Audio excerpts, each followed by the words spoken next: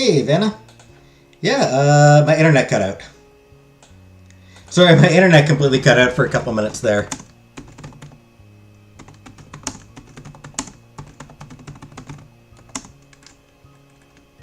So, yeah, that's fun. Hey, Comic Brook.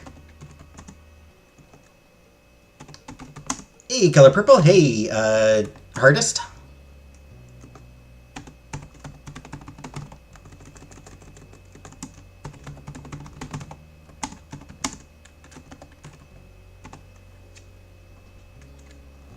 Hey, Jenna. Yeah, no, it's my Wi-Fi. The problem was my Wi-Fi.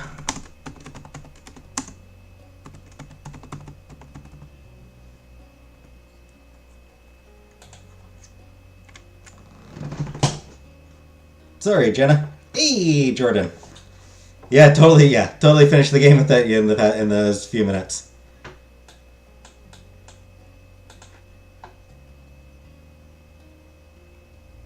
Three-part finale? I hope not.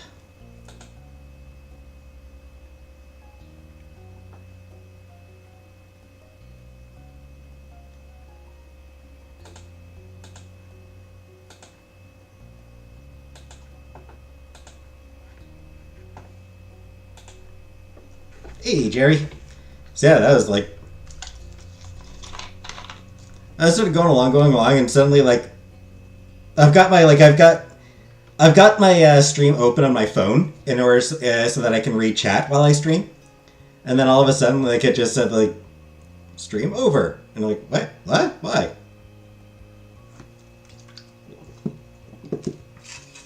Do Cove and Jamie get married? All I will say is that the DLC I'm doing is called the Wedding DLC.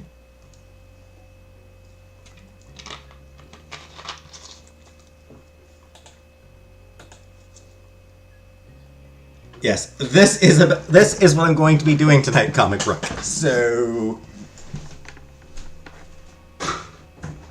will we be getting married?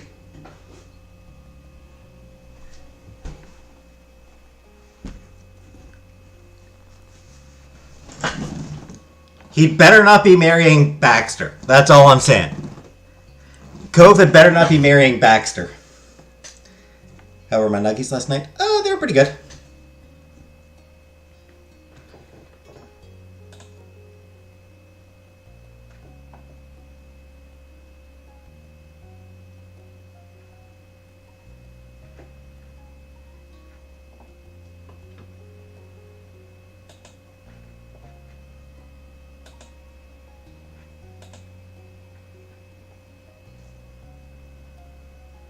I wonder if Jamie or Cove will do the proposing. We'll see. Maybe he won't shake and cry when Jamie kisses them at their wedding. I mean, he probably will. Let's be honest, he absolutely will. Scared Jade all the way. I'm sorry, it wasn't me. It was... Blame my Wi-Fi. My Wi-Fi did it.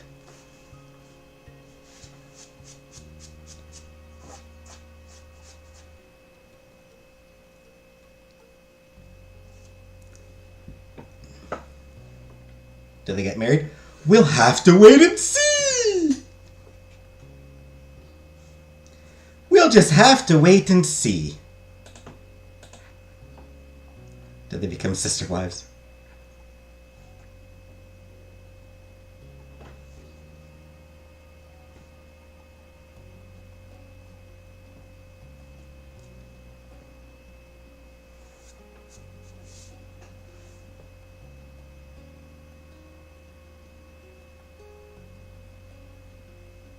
Pour liquid on the router?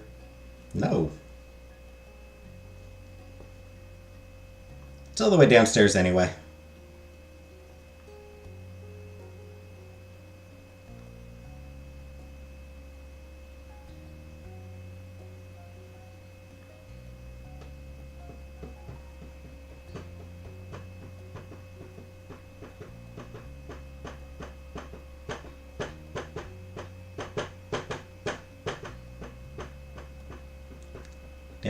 No, I mean, they've already got internet. So I'm just using their Wi-Fi.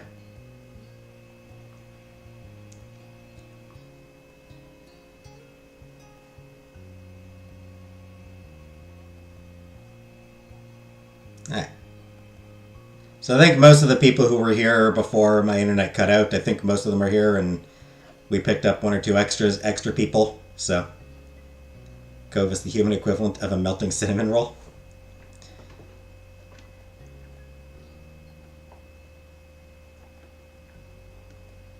Alright. So let's get into it. Start Baxter's goodbye over again, I guess. The clatter of a suitcase hitting tile brought you back into reality.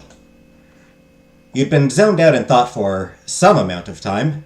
How long was impossible to guess. But you were in Baxter's room. It was almost exactly 24 hours since the last time you'd been together, during the big goodbye get-together the previous day. The scene in front of you then was familiar, in a way. You were sitting on his bed and watching as he packed. But there was none of the franticness or excitement of a fast-approaching trip to the mountains. In this moment, every motion Baxter made was slow and laborious. This was the end of his time in Sunset Bird. When the job was done, it would be finished. Like the flying dolphin pic? Yep. Were Jamie and Baxter hooking up? No. Hey, Celtic. Just very good friends. Very good friends. When you first arrived at his place, Baxter and you reminisced over a summer well spent. One over all too soon. The task of putting his things into bags was drawn out enough for all possible conversation to have been spent and a quiet to creep in. That's how you'd gotten sucked into your own head, a private reflection on the person in front of you. Baxter Ward had been the harbinger of change in the tiny town, an inescapable sign that the life you'd known for nearly your entire childhood was also coming to an end. But he had become your normal over the summer, and now he was going to change it all again by going away. A part of you wanted to jump out of reality again. In your mind, Baxter was ever present, but in this room, Baxter had just finished the last task before he left for good. You stared at the neatly gathered bags around Baxter's fancy black shoes. When did that happen? Your gaze drifted to his face, unsure. Baxter was watching you, too, and smiling sweetly. Canned tamales? I have never tried any tamales. I don't think we saw penis. I don't think we saw any penis in this game. Thank you. Thank you for visiting me once more, Jamie. I am fully settled now, and it is getting late. I believe the time has come for you to return home. More accurately, but harder for Baxter to admit, it was time for him to return home.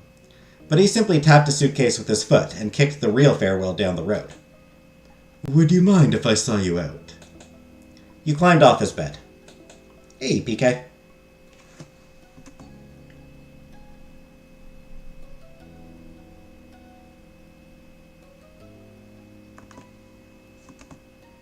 Hey, Northern Lights. I like that. Very well. The bags were left as they were for the time being, as Baxter escorted you to the front door and onto the street. You both stood there in the very place where you first met.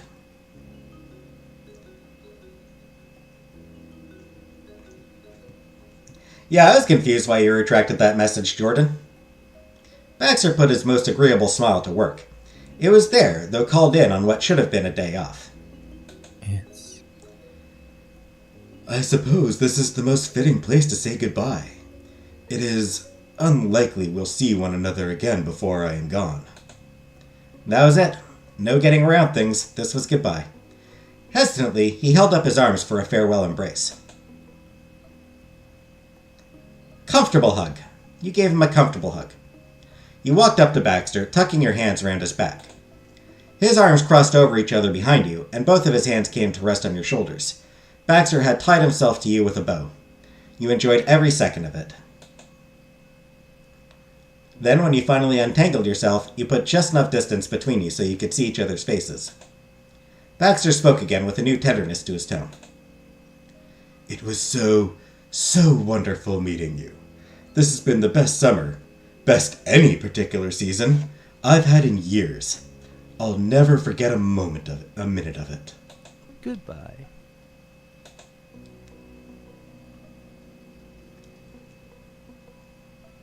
Sadly, if you try to do this one where it's like, we'll keep in touch, things end up on a rather bitter note. He gets very sour. It's kind of a shame. Like, there's no way to be like, we'll keep in touch, dude. So, goodbye, Baxter. So pretentious. He kind of is. You wish it could have lasted longer, but you couldn't force him to give you more time. This cutting of ties didn't come as a surprise to you. Baxter had always spoke about the vacation as a finite, separate thing from the rest of his life. None of it was going to be carried on beyond the bounds of the now leaving sign. Baxter wasn't like Miranda's brother Jude and his boyfriend. He wanted to move on. That made your heart wrench hopelessly. I do feel like there should have been a way to like, hey, come on. We'll keep in touch. Saying we'll keep in touch is a surefire sign you won't be keeping in touch. Indeed. Baxter? If there's ever a chance for us to see each other again, somehow, at some point in the future, would you be okay with if we met up? He turned his back to you, beginning the process of separation promptly. Baxter only spoke over his shoulder. I could say yes to that and have it be true on a technicality. Under normal circumstances, technicalities are my friends. Yet it would be in poor taste here.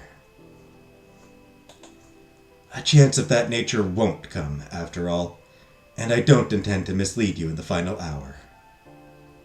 Ah, I won't trouble you further. Instead, all I can earnestly promise is that I will miss you, and I won't trouble you further. ah. You never know, dude. He was serious. This was the end of the line for his association with you. You looked into Baxter's obscured face for the last time, and...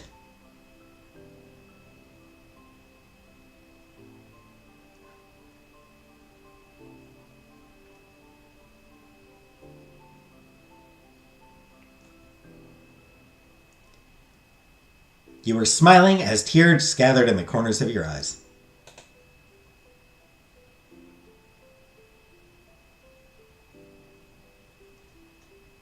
I'll remember you too. Baxter didn't say anything else. He didn't react. He only stepped forward and closed the door to his rented condo. He was gone. Ever a man of his word, you didn't see Baxter Ward again. And yeah, epilogue.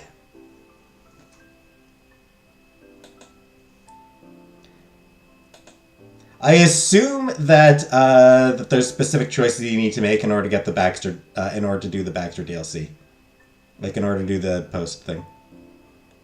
And shit, I'm just realizing this might not actually be the. This actually is not the wedding. I just realized this is not the wedding episode. This is step 4.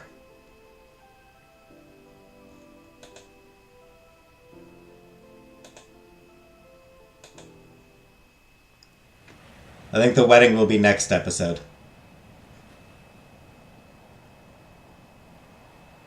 In between.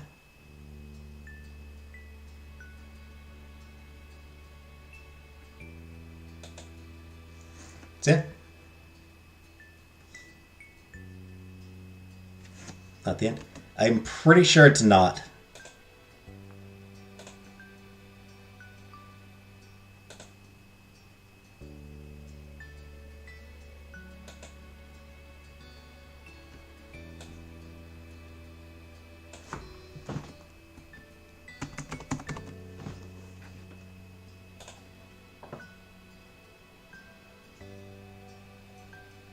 Avatar is cute.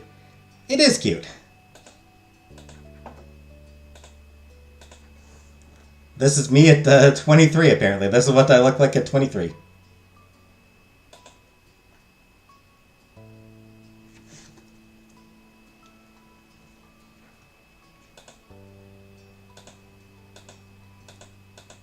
The earrings hardly matter since you can't see them on the avatar anyway. I'm sorry, Jenna.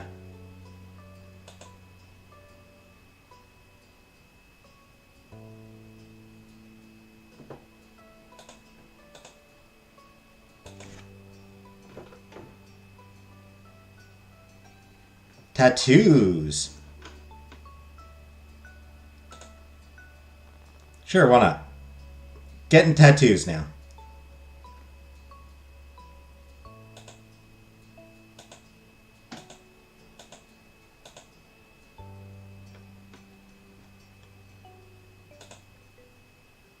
Been a few years. Scar up your legs. You think?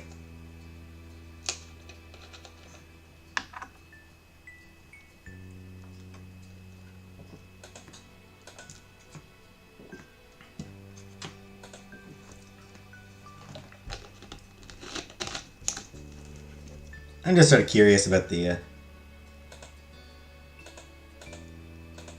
over here. Okay.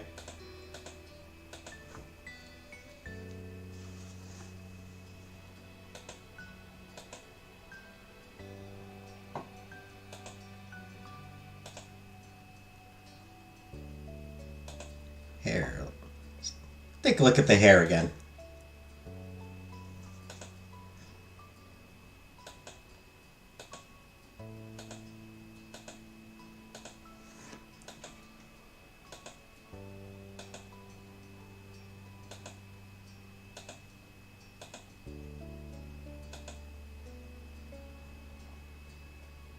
I do kind of like the short one.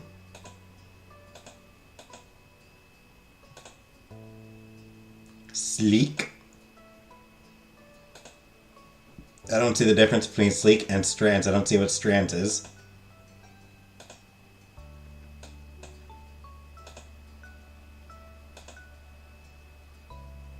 It's an orange crush, PK. You like the little bun?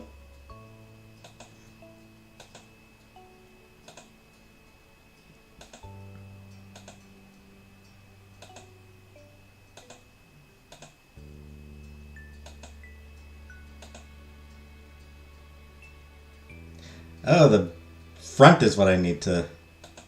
on.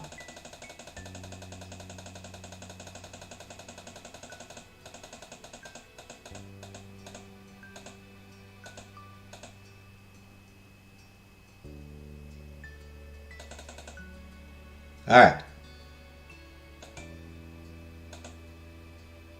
Front hair here.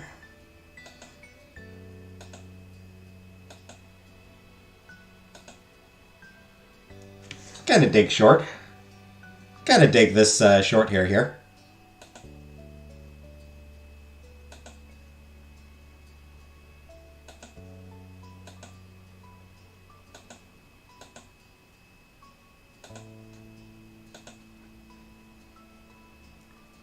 Just heard a chicken outside my window. I'm confused.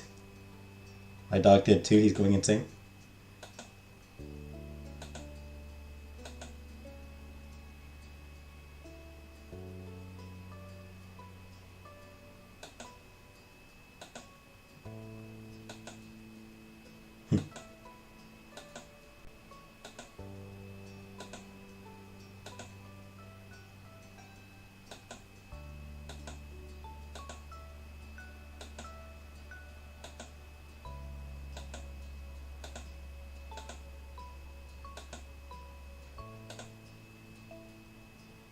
Again, kind of dig that one.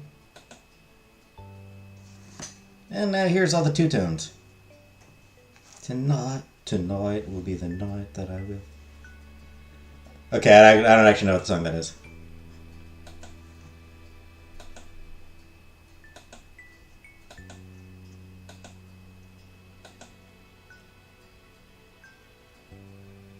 Kinda dig it. Kinda dig it.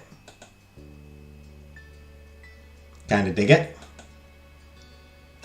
Actually, this just makes me think of Chloe from Life is Strange. Because I've been playing Life is Strange.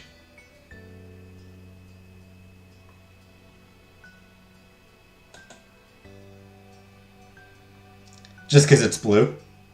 Secondhand Serenade, Fall for You. Yeah, I never heard of it.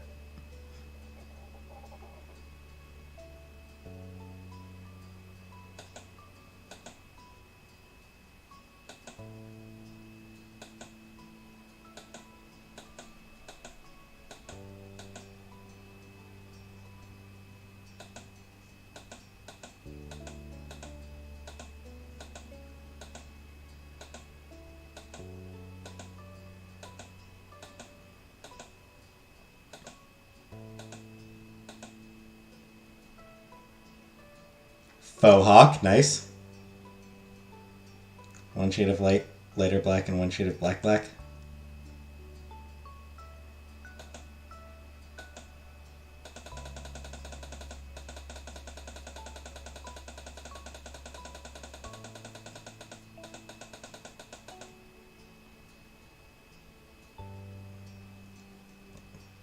Emo? I was never emo. I suffered a mild case of the goth. I suffered a mild to medium case of the goth, but never emo. They need a bald head? Yeah, maybe. So this is the one that you like, Jenna?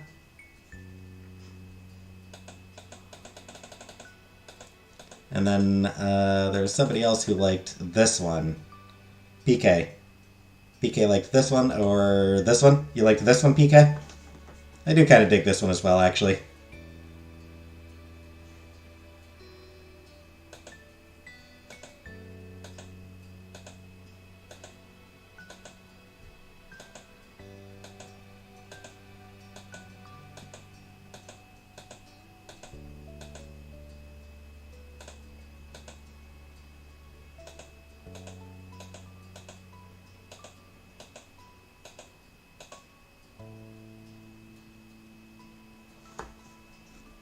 So what do we think of this? What are we thinking of this hairstyle?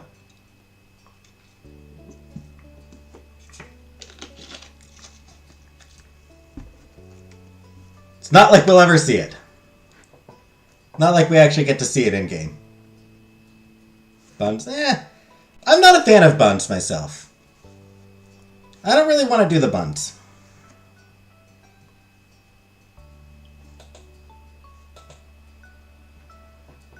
And then somebody suggested scars, so fine. Scar on the leg, sure, why not?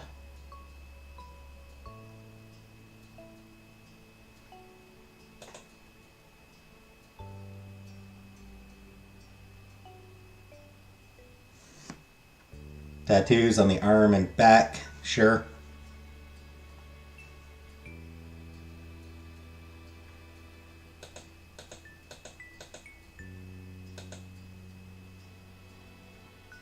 Somebody wanted a headscarf, so yeah, the headscarf. I do like that they include the headscarves. Obviously not going to have one myself, but, you know, it's a very cool bit of inclusiveness.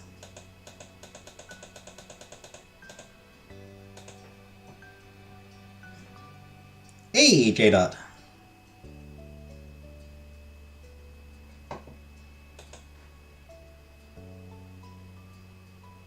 Alright, so let's get into it.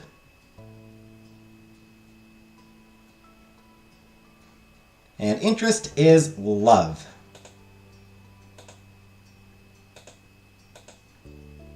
Feelings for Cove. My feelings for Cove are love.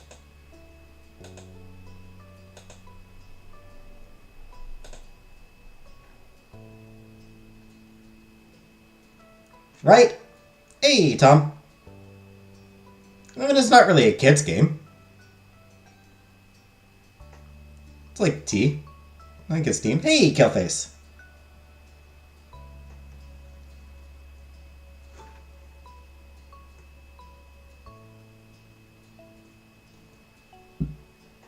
Hey, Lady MK.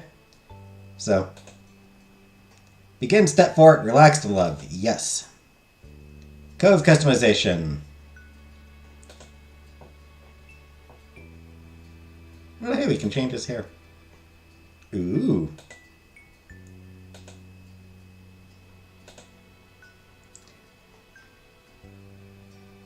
Alright, what are we thinking for his hair? Short? Bit sort of medium and scruffy? Long and scruffy? Long and just a little bit tidy. What hairstyle? 1, 2, 3, or 4?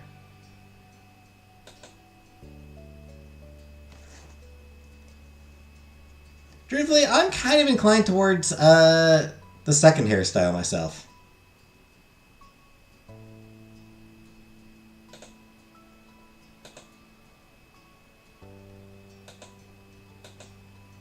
And for glasses, style 1, 2, or 3 for glasses. Yeah, I didn't really like the long hair either.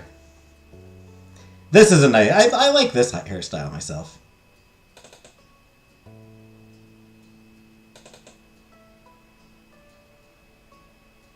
One, two. Get rid of the glasses. I mean, you can, but why would you want to? So, this style for the glasses.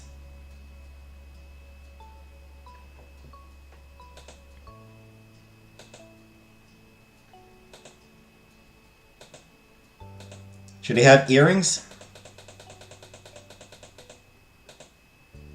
Oh, hold on a second here.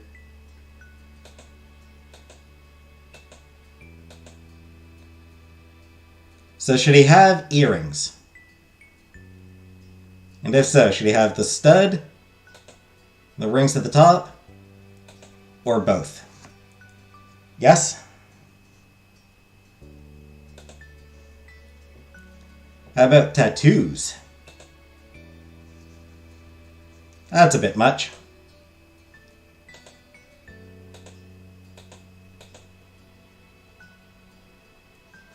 I will. I'll get it. I'll change his shirt. I'll change his shirt in a bit. In a minute. Yeah, I don't like the tattoo options. Buff, slim. Buff, slim. Buff, slim. Buff, slim.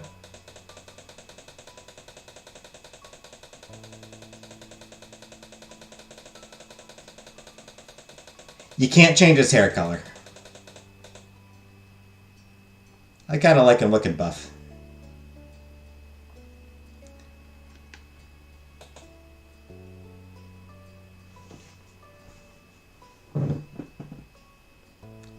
Army mateys. Make him meaty.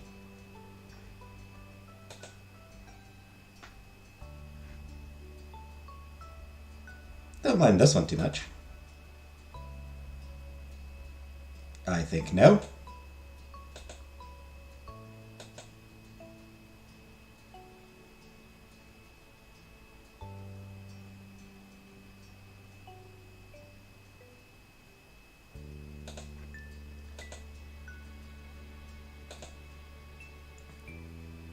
Do you like him thick? So do I. I'd like him to be buff, but for Jenna, I figure like I didn't go with the buns for the hair, and like I've already gone against Jenna on too many things. This shirt.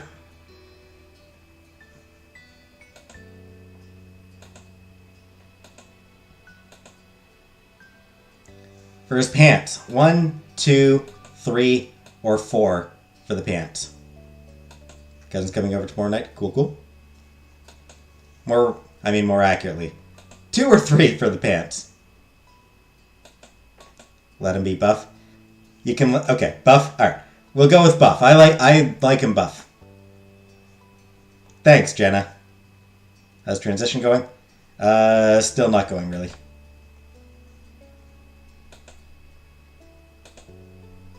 I'm thinking, yeah, the blue jeans is what I'm thinking.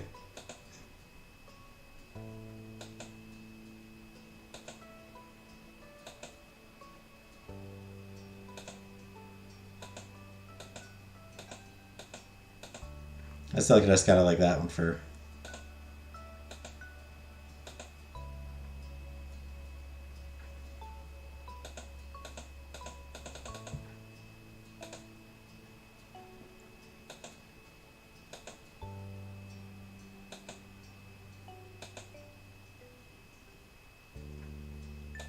All right, I think we got our Cove.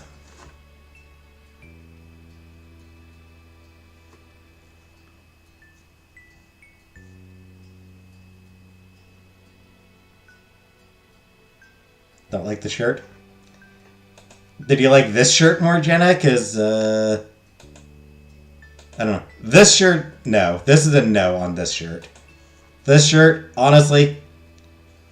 I mean, you do get to see his buff arms, but...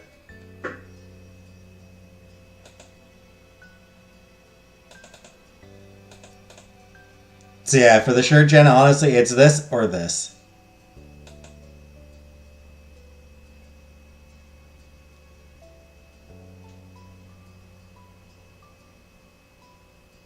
Hate all of it. I know, there's no good, no sleeveless shirts, yeah. None of the shirts really look great. Since you're romantically interested in Cove and are old enough to start being physically affectionate more seriously, you can choose what initiative level he has throughout this step. Making sure the player experiences what they want is important in our life, but always putting your choice first can potentially make a relationship feel one-sided. So we've added some flexibility in how it works out. Low initiative means that Cove will occasionally ask to touch the MC, and in those situations, there will always be an opportunity to say yes or no. For example, he won't simply lean over and kiss the MC as a greeting or in an emotional moment. Every piece of physical interaction will be either initiated or approved by the player before it happens. Middle initiative means there will be those certain times when Cove requests to touch the MC, many chances to initiate affection on your own, and also he will pretty regularly give affection automatically. One example would be giving the MC a kiss because he's happy, or emotional, or something else.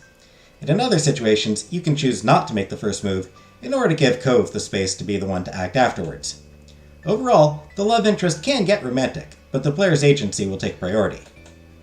High initiative includes everything middle does, but it also means that player agency will be reduced to a degree in favor of having Cove give physical affection even more frequently and with less prompting. Instead of all the major affection-giving situations being led by a choice menu for you to decide on, some will instead be replaced by Cove acting automatically. This level is only recommended if you're very comfortable with physical affection and would prefer to simply see it happen, rather than always holding the reins on it. However, this level is mostly relevant if Cove ends up as your official boyfriend at some point. Situations where high-level initiative makes a difference tend to come up in scenes that are exclusive to being in a relationship. The parts that are also included in the middle initiative, which will be seen whether you're dating or not. Once you pick your level, it can't be changed partway through a step. The choice only comes up at the very beginning of a story selection. Be like Cove rapey, mid-rapey, or non-rapey. Not rapey, affectionate! We hope you enjoy whichever initiative option you decide on. Again, I do really like this. It's, they did clearly want to make sure that players would be comfortable. Anyway, middle initiative.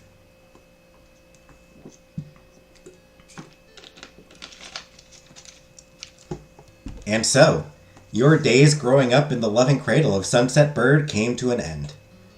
In the years that passed since graduation, you'd moved out of your childhood home and made your own way in the world.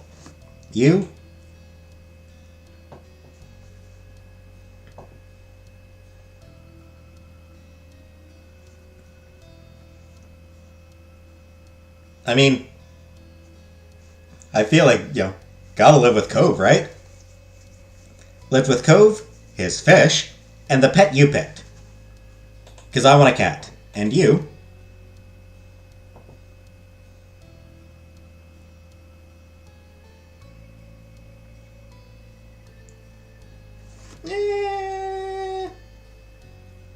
Education or working at a company? Am I working or am I learning? What do you think? Should I be working or should I be learning?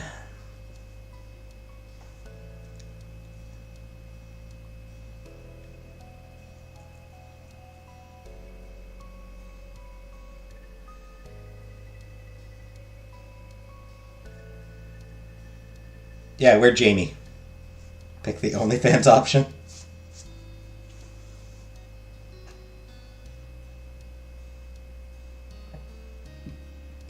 So we got 1 vote for working, 2 for working, 1 for learning, workplace drama, probably not. School drama, college drama, PK, work.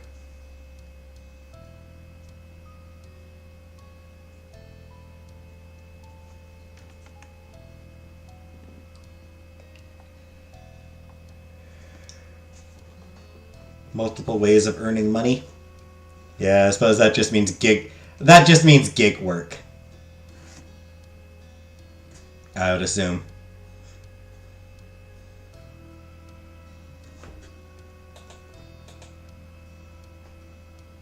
Yeah.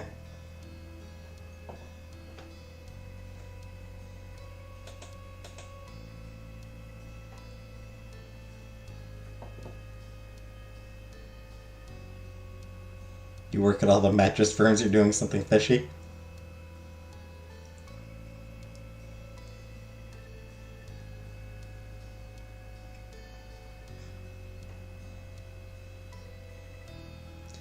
I mean,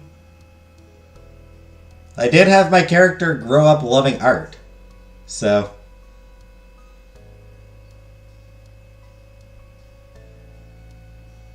Art industry. Working at a fine company in the art industry.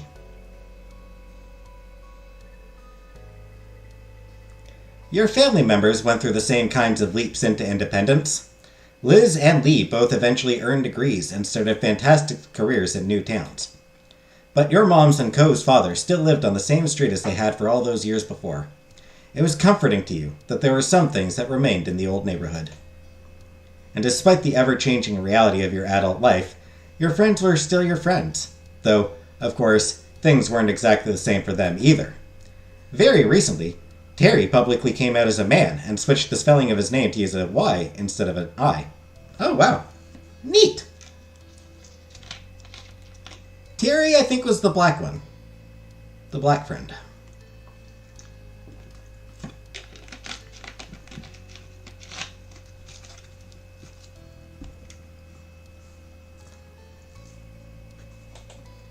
He also confessed his love for Miranda, which she excitedly reciprocated. Saw that coming. They moved in together recently, in the city out past Sunset Bird. Those two getting together is not a surprise. Derek was as busy as always, but doing well. He always made an effort to keep in touch, and you even saw each other in person occasionally. For the person who'd left the town behind, and you behind.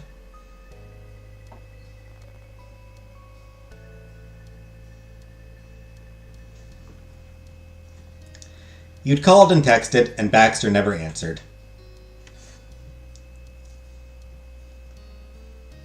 But you still looked back on those summer days fondly. He made the season special, and you'd always remember that. It seemed your thoughts and feelings would go unheeded by him for the rest of your life. And then there's what became of the sad little boy you grew up with, Cove Holden. Your deep affection for him was something that continued to last unabated over the years.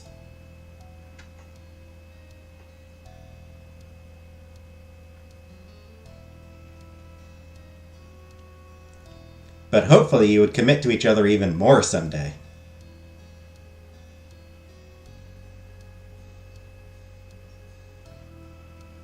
Because I want to see if we actually get the chance to do the engagement. He truly thrived in his continued efforts of cultivating loving and supporting relationships with his family and friends. You couldn't say his personality had changed exactly. Instead, it became more refined. Fiance. I'm not sure if we get to see the engagement if I... I want to see the... Alright, fiance. The past years were certainly busy. You'll never forget the moment the love you had for one another was let out in the open.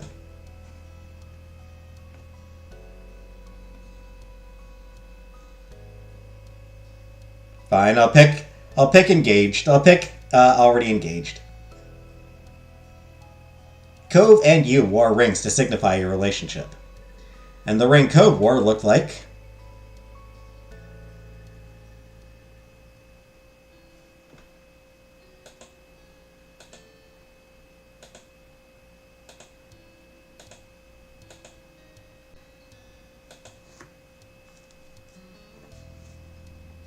I kind of like this one.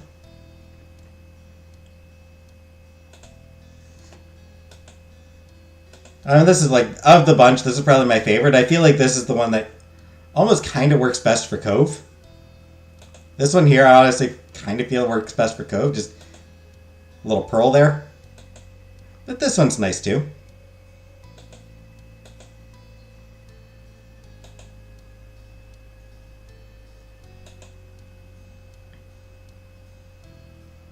You like the plain one?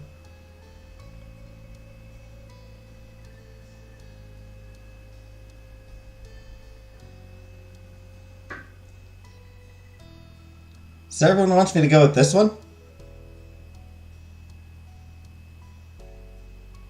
Pointy one is a weapon, I know.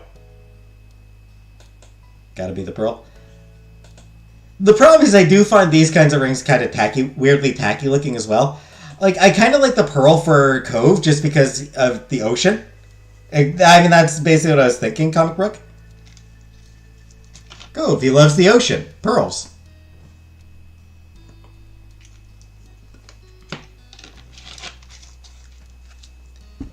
But at the same time, I kind of feel like they're goofy looking.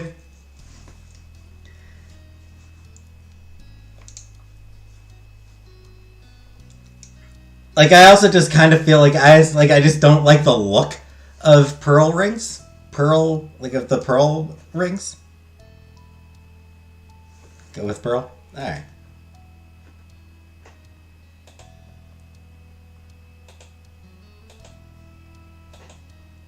And go with silver. I mean, this one's just too much. This one. Top right is your favorite. Again, feels like a bit too much. He truly thrived in his continued efforts of cultivating loving and supporting relationships with his family and friends. You couldn't say his personality had changed exactly. Instead, it became more refined. Cove was a warm, inviting, considerate man who took the lessons he'd learned over the years to treat the people around him with patience and understanding. When Cove eventually developed a picture of the future he wanted to have as an adult, you could see where he was coming from based on his past interests. He went to college to study marine biology. His ultimate goal was set on becoming a natural resource technician, and he still volunteered with Orca when his workload allowed it. As an adult, Cove was also able to recognize, and have diagnosed, that he was on the autism spectrum.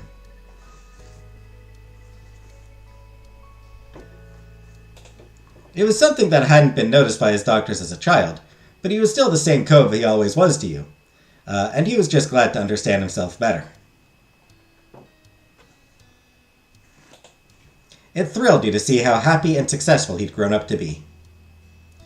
On the whole, life continued its steady beat forward, and you all went with it down the paths you chose. It was strange and wonderful. But no matter how old you got, how far you roamed, or how long you were away, the home you had in Sunset Bird still called you back eventually. The car rumbled down the highway. You had started to zone out when a truck in the left lane loudly zoomed past. Your driver didn't remark on it, just like anything else this trip. You went back to staring out the window, letting the scenery pass you by. You did appreciate the spacious back seat of your ride. You hadn't known exactly when you would be coming in, so you had decided to use a ride app rather than ask your moms to pick you up.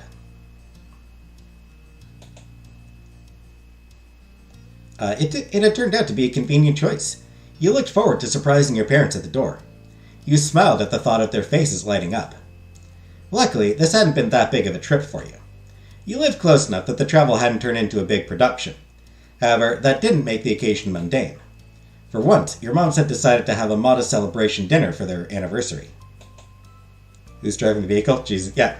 Jesus at the wheel. Jesus, take the wheel! Unlike when you were growing up and they preferred not to make a big deal out of it, this year they were comfortable having a party. As time went on, they had found being the center of attention easier to handle. You were happy to see it. With this going on, there was no way that either you or Liz would miss your mom's anniversary. Both of you made plans to come back home for it. You didn't hear from Liz about her exact schedule, but you hadn't shared yours either. It reminded you of when you were kids and both knew to show up for dinner, but didn't keep each other in the loop for each other's pre-dinner plans. This was the same concept after all. Some things stayed the same, and yet it was definitely different from when you would see your sister every day and knew sort of what she was doing anyways from osmosis. Today you had no idea. Things were always changing. You mused on how at times it was hard to believe you didn't live with your parents anymore, and yet you also couldn't imagine going back and living as a kid under their rules. The rest of the drive flew by. Your silent driver provided a smooth ride. No sharp turns or hard stops jostled you out of your own head. Silent and invisible driver. Your thoughts turned from introspective to observant. The landscape passing by became more and more familiar. You frequently recognized the landmarks that dotted the area. A grin came to your face as you passed the "Now Entering" sign for Sunset Bird. Excitement built within you. You were really here. You were doing this. It's the first time you're actually paying attention. Your driver turned off on a street, and you realized that their map program was taking you the way home that Ma preferred. You usually would have used the other side street to pass by the beach. In no time at all, the car had gone through the whole of town, and pulled in front of your mom's condo. The car slowed to a stop and parked. With the buzz of the highway gone, you realized that you could hear the familiar sound of waves. The air smelled like salt, and a rush of childhood memories flooded back. You started to gather your things and humming to yourself once more about how happy your moms would be to see you. After that, you'd notify everyone else that you'd made the trip safely. You pulled over your suitcase from the other seat and yanked at your bag from down near your feet. Tap, tap. You startled at the sudden sound of tapping on glass. It caused you to pause. Did you really hear what you thought you did? You weren't entirely sure because you soon heard something else. The window on the opposite side of the car rolling down. It confused you until you put it together that despite the driver's silence, you weren't actually alone in this car. The driver must have pressed the button. Someone had to be there. You turned your head to face the now open window. There he was, leaning his arms across the window, your fiancé Cove Holden. He beamed at you with one of his precious open smiles. Seats kind of look like your gaming chair. Jamie! What a surprise this is! I didn't expect to see you in this neighborhood. He was joking, of course. Seeing your expression, he decided to push it further. It's not like I've been waiting for you out here all morning or anything.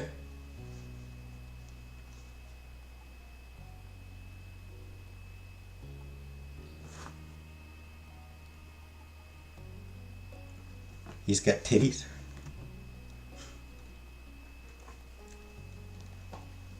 Cove has more cleavage than I do.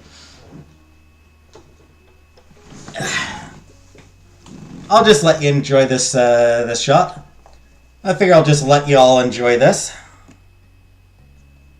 Titties button.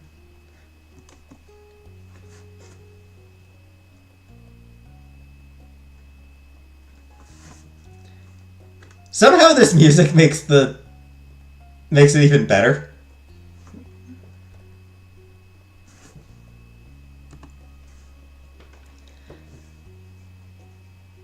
I've been the one waiting to see you. He snorted. We've both been waiting then. He then gripped the top of the car door and pushed half his torso through the opening. That was enough to make the driver break their silence with a sharp, "Hey!" Not shaded the best there. I did say meaty.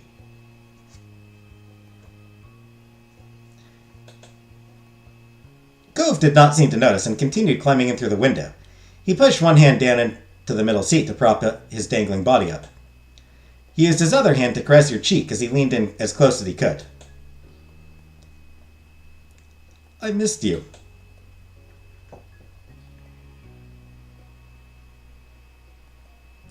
Scooched across the seats and kissed him on the lips.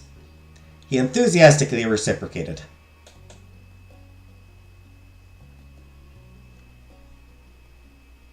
Yeah, no regrets.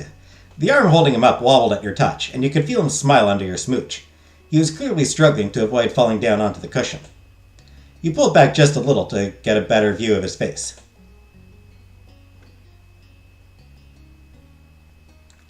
I really should have expected this. You and your windows.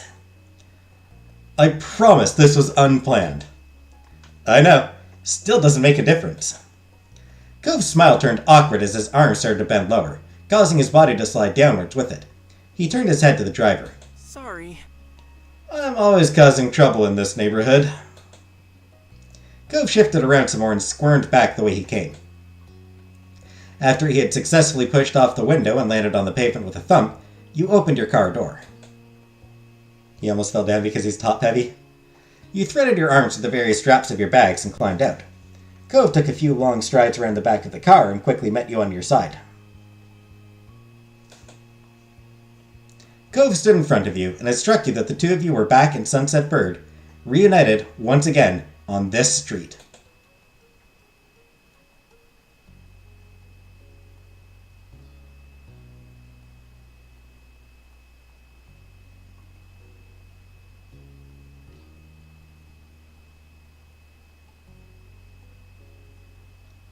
Fist bump? What are we thinking? Jump into his arms or fist bump? Romantic or fist bump?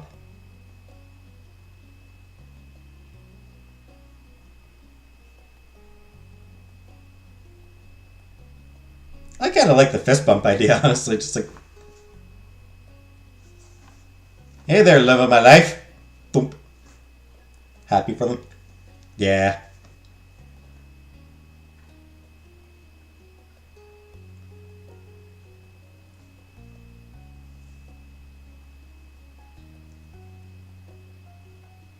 I don't want to give him a punch. He probably bruises easily. He's still got a scar. But fine. Friendly punch. You gently knocked him on the shoulder. It was a little difficult with your arms full of luggage, but you managed. High five? Alright. Jenna says high five. I'll do the high five.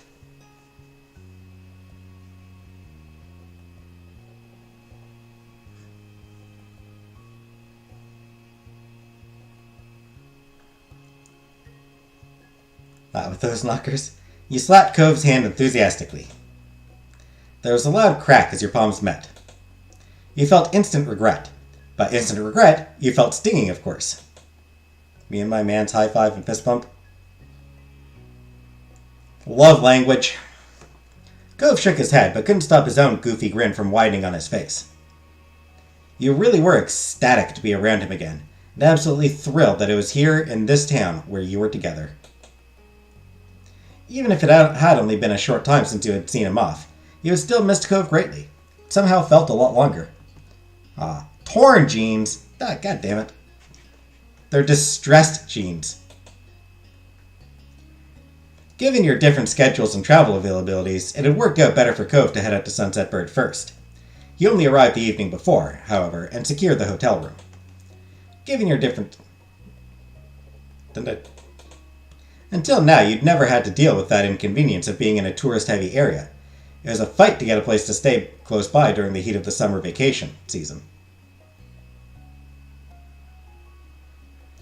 We always fist bump when we were watching a movie and they say the name of the movie in the movie.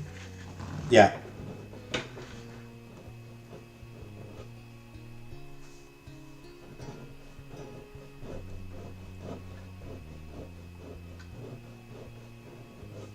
That's cute.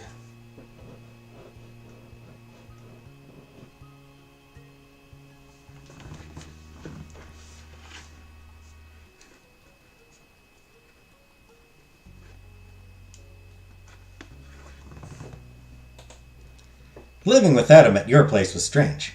Cove was basically a part of you at this point. You were glad to feel whole again. Okay, any particular reason that we couldn't have stayed with our parents, though? Like, why would we need to get a hotel?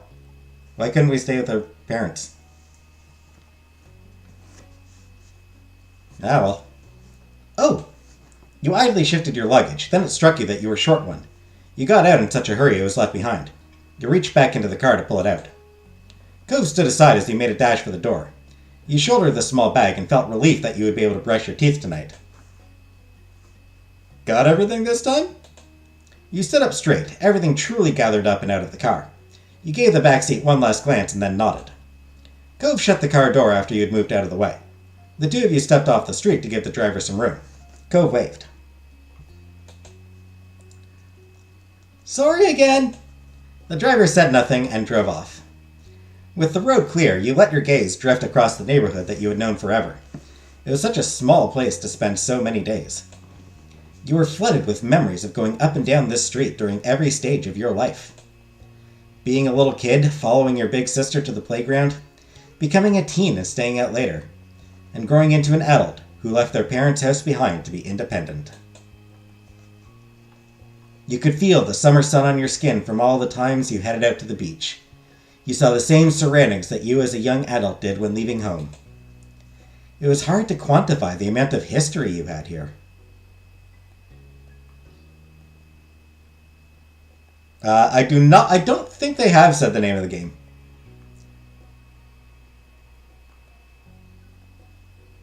I don't think they have done the, this is our life. Or anything like that.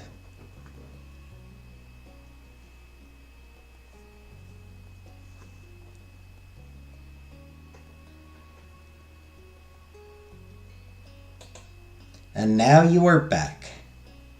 Despite taking in the neighborhood again, you never lost awareness of Cove's presence. From the corner of your eye, seeing him there was a very familiar sight as well. So many of your memories included him. Probably will be forever and always. Except this game is beginnings and always. Your mind drifted from the neighborhood itself to the person who used to live there. You couldn't help the feeling of nostalgia. You still remembered his face, his voice, the scar on his arm from days long gone. He had changed so much since you had first met him, yet even with those changes, he was always recognizable. He was familiar like the sky was, in the way you knew the sea. Every day they may appear different, but they're still an inextricable part of life. Oh, Always and Forever is the sequel that they're working on.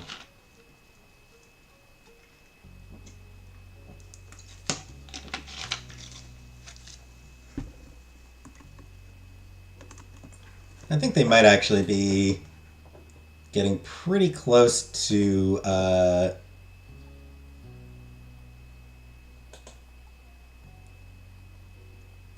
like doing a Kickstarter. They've got a demo out. There is a demo for the sequel, Always and Forever. Or Now and Forever. Oh, it's Now and Forever. Sequel is Now and Forever. They've got a demo out. I haven't played.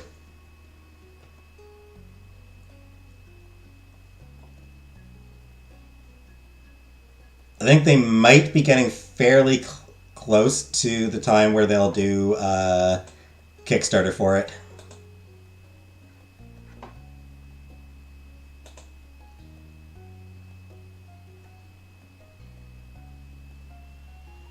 It's nice that we're not Cove. It was the world, with the help from Mr. Holden and his ill-thought $20 bill, that brought you together to begin with. But the two of you had chosen each other.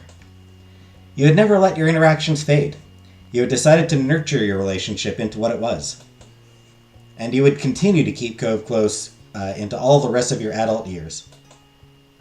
Do they have babies and then we play as babies? And the babies grow up and then they have babies and then we play as those babies? And they grow up. I don't think the sequel includes Cove and Jamie. I don't think... No, that's not where the...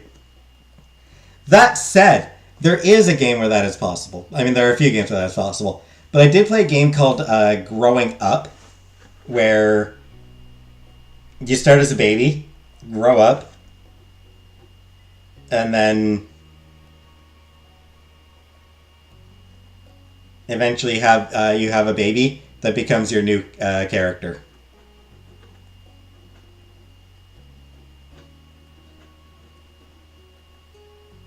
So it is kind of possible to do that.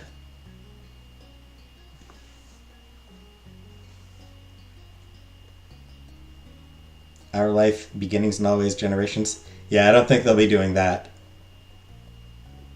He was the love of your life, your wonderful fiancé. The day when you would be officially married couldn't come soon enough.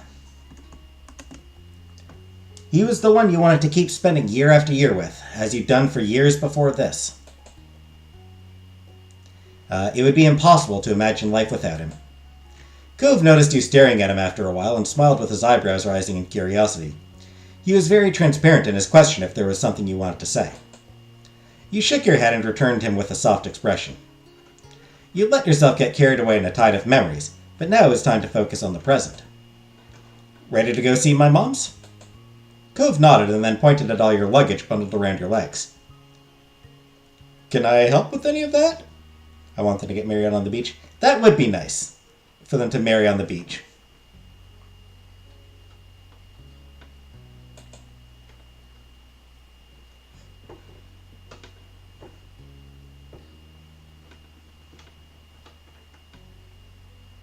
Oedipus Electric Complex.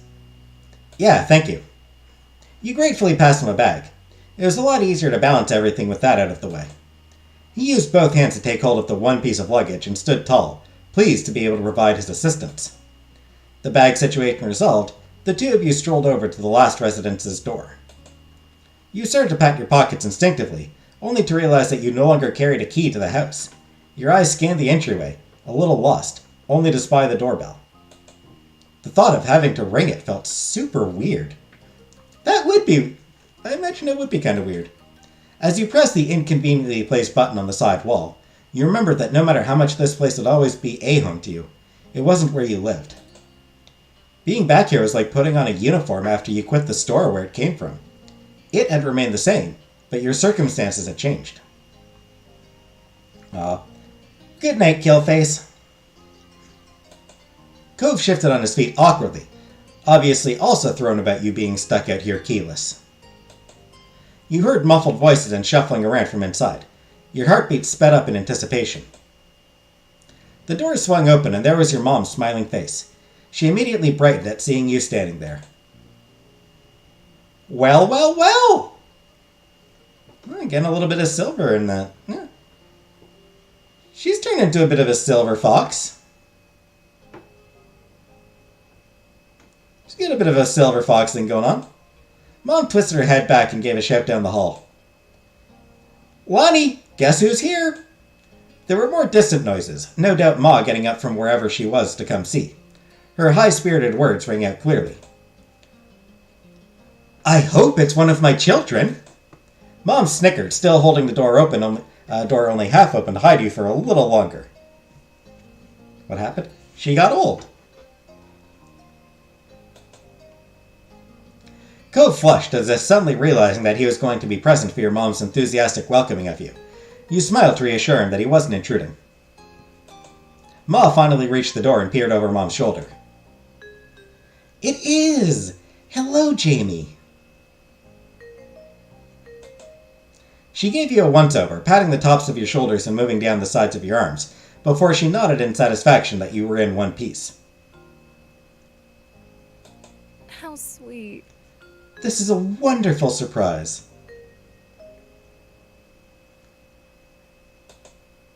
Ma inclined her head to Cove next, not leaving him out either. Hello, sweetie. You count as one of my kids at this point anyways. I have double the surprise today. I like that.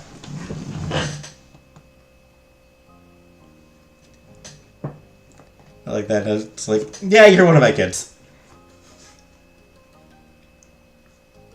You spent enough time with my actual child. You count as one of mine now. Yeah. Oh, yeah. You snorted at your mom's greetings. They never changed. Cove bashfully waved at them. He hadn't relaxed fully, but he had settled down at their welcome. Well, don't just stand out there. Come on in. Your mom moved aside and held the door open for you, gesturing for you to enter. That's cute. Yeah. You stepped into the living room. It was comfortable and cool.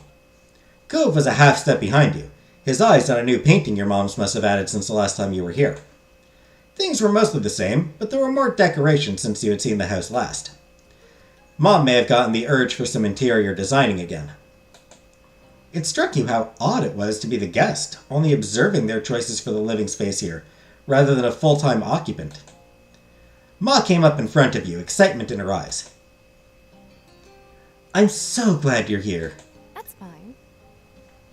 You know your mom and I would have been happy to pick you up, but you're self-sufficient and responsible. That's okay. What matters is that you arrived safely. Mom appeared at her side with a nod. Welcome back, kiddos.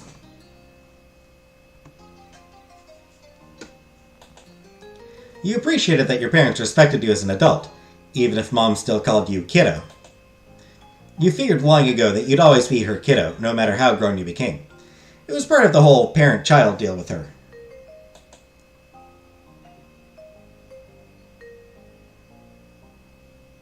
Yeah, hug your moms. Gotta hug your moms after a long time away. You took another step forward and pulled Mom and Ma into a great big hug, squeezing them tight. Their arms wrapped around you in return, and you could feel their love for you in their embrace.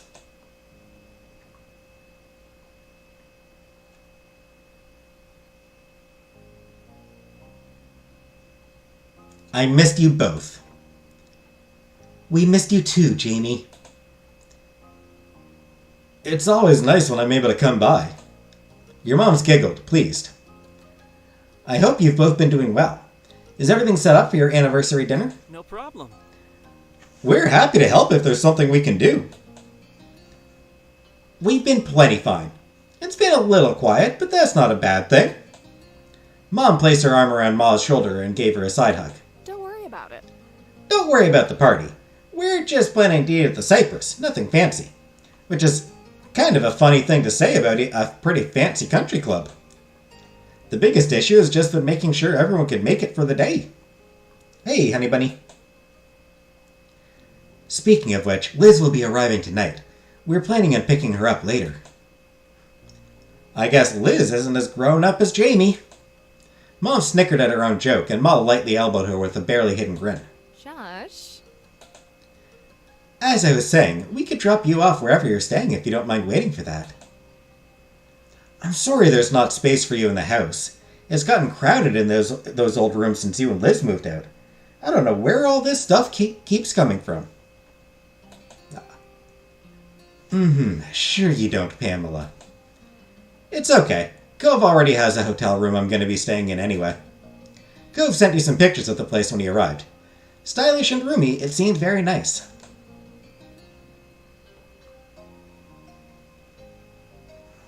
I mean, we're engaged. We're living together. We're engaged.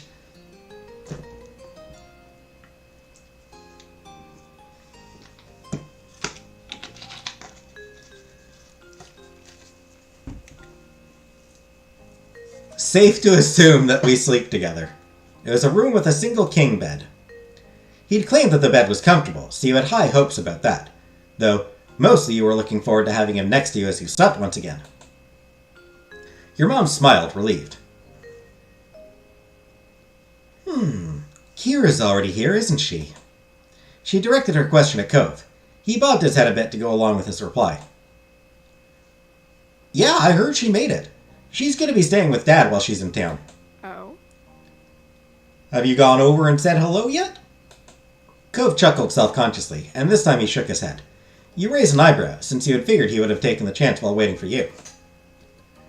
Not yet. I should go do that now. I just wanted Jamie to be there too. He caught your eyes with an adoring smile. Mom laughed at that, no doubt thinking that Cove was sweet, but ridiculous. How nice. It's nice to know your priorities. Yeah. Cove awkwardly rubbed his arm and shifted on his feet, looking all too much like he did as a kid. So? Jamie, do you want to go over to my house now? That's a good idea. We won't be leaving until late evening. You heard, Ma. Let's go see your parents. Cove perked back up, excited once more. We'll keep an eye on your things while you're out. There's no reason to be carrying all that around. You set your bags down your bags in the living room, tucked into a corner where they wouldn't be in the way. Cove helped. Your moms waved the two of you off as you walked back to the entranceway. Thanks. See you soon. You waved back and opened the front door for Cove. With that, you were on your way to see Cove's family next. This trip put a special little pep in Cove's steps as you crossed the street to his dad's house together. Your spirits were equally high. Doing this, you felt like a teen again. You had known Cove's parents for a long time now. When it came to what you called his dad...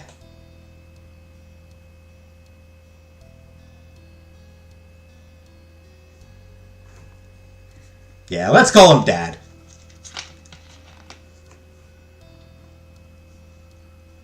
Call him Daddy.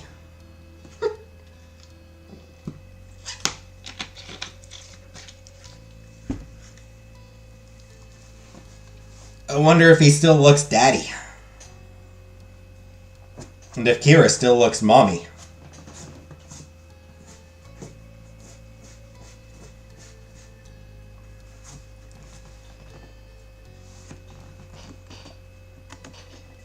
Yeah, right. We're engaged. He's almost my father-in-law.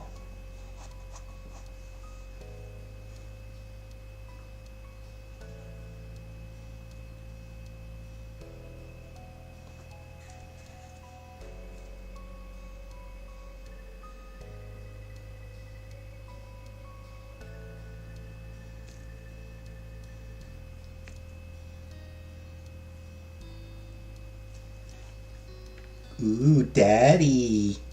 You've been waiting for the right time to call him Dad. You felt that could be now.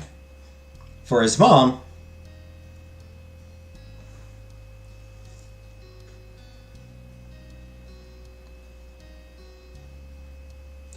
Mom 3. Yeah, that's... Honestly, yeah. You called her Mom 3 in a non-serious... Yeah. That seems like a pretty solid joke, actually.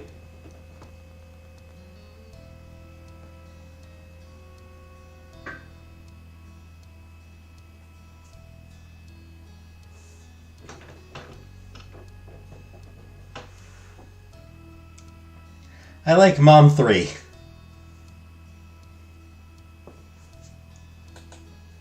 A playful grin was already settling on your face, and you hadn't even gotten there yet. It was always fun to hang out with her. Cove hopped up to the front door and didn't bother knocking. He twisted the knob and it swung open. With a grin, Cove gave you a gratified thumbs up. You shook your head in disapproval, but you both knew that you hypocritically supported his behavior. I like Mom 3. Exactly, yeah. I got Mom, I got Ma, I got Mom 3.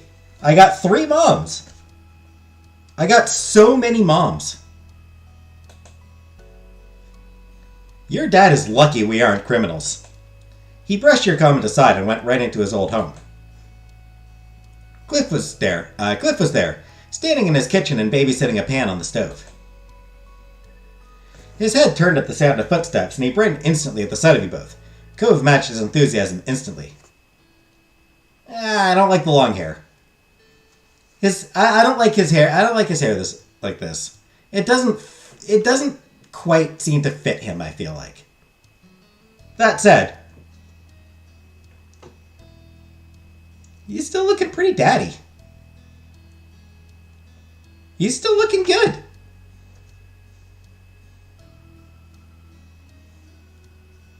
I think he's like early 40s at this point. Early to mid 40s, and he's still looking good. How does Cliff still look that young?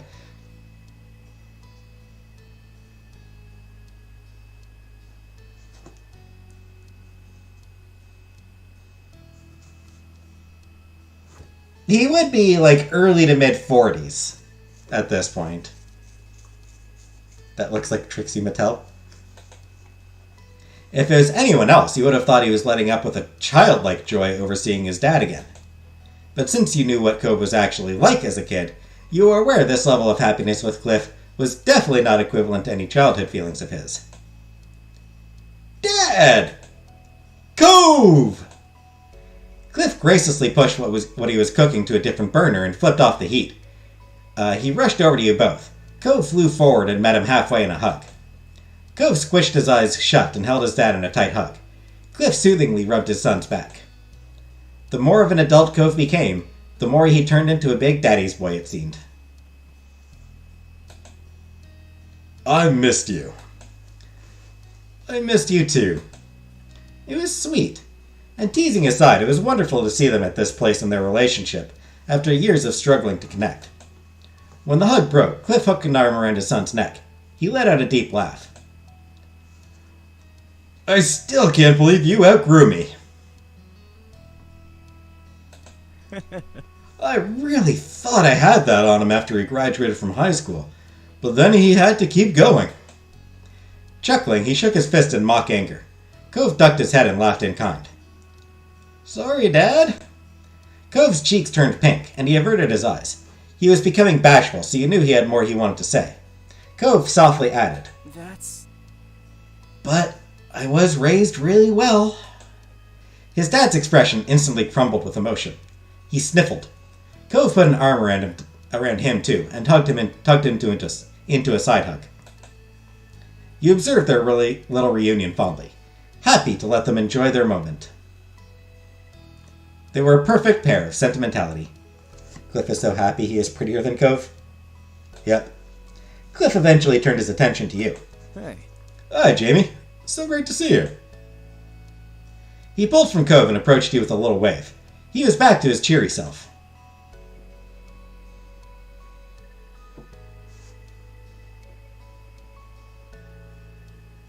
Hi, Dad. You hugged him. You went to him with your arms extended, and he immediately pulled you into a big hug. He smelled like spices from the kitchen and the sunscreen he used to slather Cove in as a kid. Sighing happily, you momentarily felt at home, but you noticed that his whole body was rigid. He had noticed what you called him. Then a loud gasp escaped Cliff. You glanced over at Cove for his reaction. He grinned sweetly with misted eyes. Dad? Yeah, Dad. If that's okay. Cliff placed his hands on your shoulders. The sudden weight of them jolted you away from your thoughts. I'm so glad. That's absolutely okay. It's more than okay. Overwhelmed with emotion, his voice squeaked at first, but he barely noticed. He was beaming with joy. I would love to be your dad.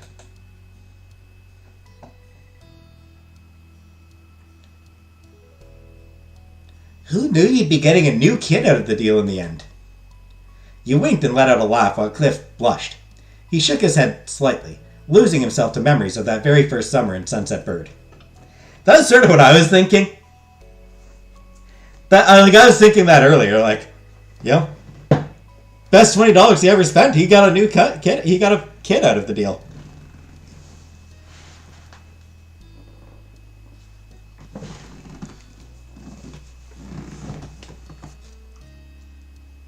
He bought himself an extra child.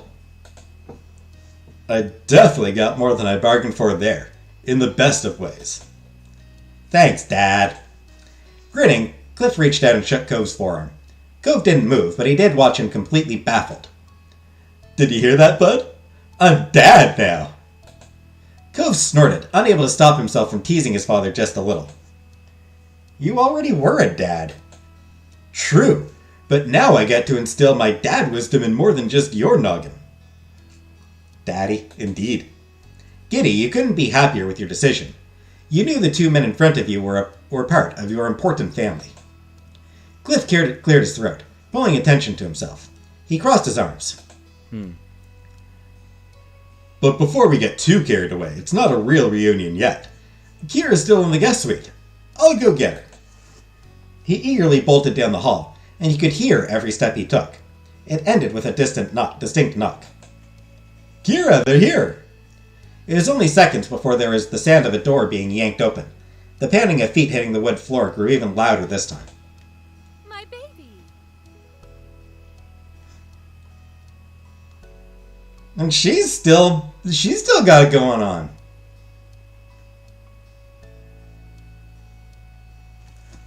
My moms are probably in their 50s, maybe even early 60s by now, and she still looks like she's in her 20s.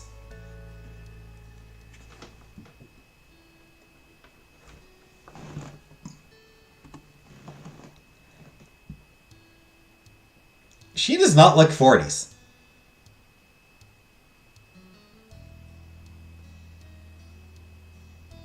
Love her hair? Yep. Same here.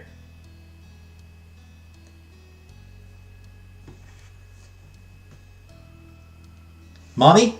Sorry. Mommy? Sorry. Next to you, Cove let out a nervous laugh. His parents entered the living room, and Kira stretched her arms out wide when she spotted you both. Cove went to her easily.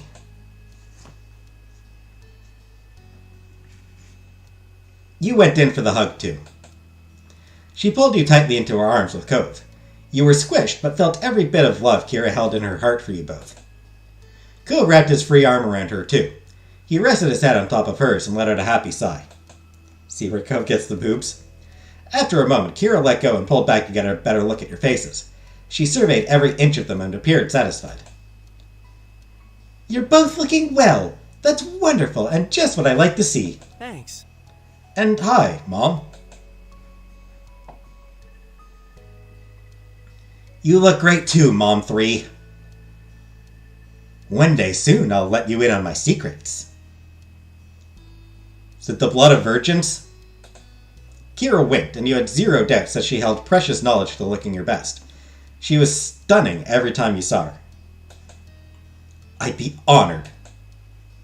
Your gaze bounced back and forth between Cove's parents and their happy chatter. A wave of relief settled your nerves.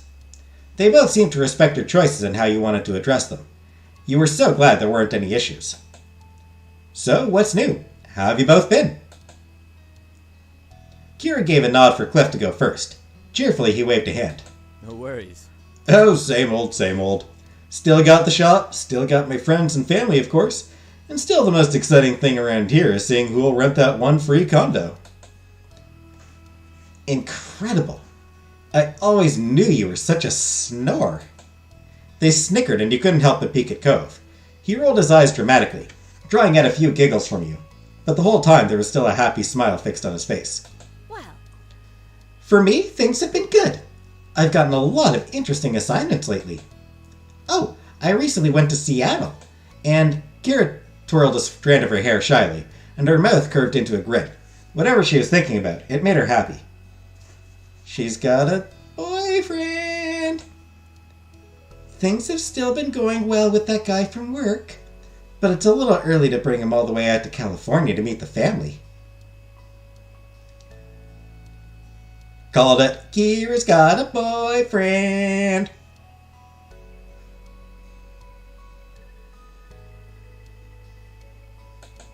Cove crossed his arms. He and his dad nodded. It was clear she appreciated the acceptance from her two boys.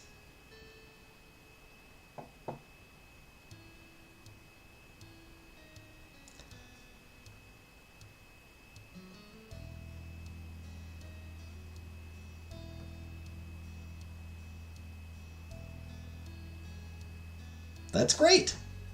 Kira perked up at your reaction. She was clearly grateful for your approval as well. So that's us. Do you two have plans for your first day back?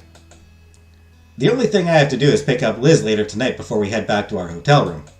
Great. Great. He suddenly looked over his shoulder, his eyebrows pushed together. I'm glad you're here, but I just remembered that I was in the middle of cooking something. Only a small cackle escaped you while you fought off the giant grin taking over your face. Meanwhile, Cove erupted into laughter that had his dad shaking his head. That's fine, Dad. Go salvage what you can. I think it'd be nice to explore the old neighborhood for a while, anyway, since we've got the time. Cove directed the last part to you as he spoke, hoping that you'd want to go with him. You nodded automatically. You were already looking forward to it. That's a perfect idea. makes sense. I think so too. You should go enjoy the day. I'll hang back here so I won't be a third wheel. And someone's got to keep an eye on Cliff before he catches the whole kitchen on fire. Mom, you're not a third wheel. Cove stiffly stuck his arms against his side like a little child. A small smirk tugged at Kira's mouth. She winked. You know what I mean. Have a good walk. I'll see you both later. Cheerily, Cliff waved before going back to his cooking. Cove smiled warmly. Bye. Okay, bye. Bye, we'll see you soon. Cove trailed behind you as you walked into the welcoming summer sun. He stopped, closing his eyes to stretch his arms in the warm rays.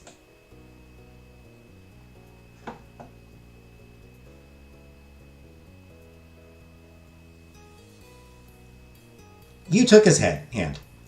Your hand slotted into place through his fingers. Glancing at you, his mouth pulled into a bent smile and your fingers intertwined. Naturally, you found yourself heading down the road towards the beach. Your spirits rose even higher as you strolled across the sand, heading for the shopping district. Arriving, you wove past tourists who were taking in the sights for the very first time. Being a local was a badge of honor you wore proudly. You casually walked past the shops. Over the years, some had closed down, but many of the stalls were still exactly the same as they were when you were little. Cove snapped his head as far as it could go to one side, so dramatically you couldn't have missed it. Something clearly caught his eye, but you couldn't see it. Please?